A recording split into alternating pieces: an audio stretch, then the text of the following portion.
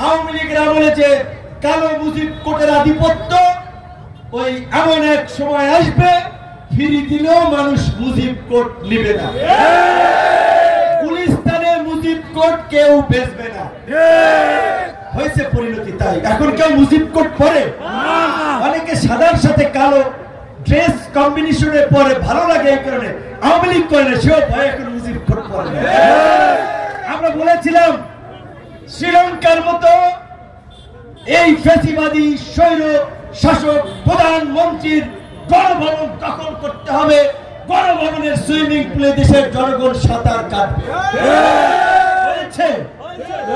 কারাগারে বন্দি থেকে, প্রিজন ভ্যান থেকে বলেছিলাম আর মাত্র 10% বাকি আছে। হয়েছে।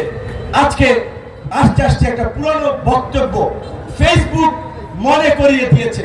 2023 সালের 13 অক্টোবর বিএনপির কার্যালয়ে পল্টনে ঢাকা মহানগর উত্তর দক্ষিণ বিএনপির একটি সমাবেশ ছিল।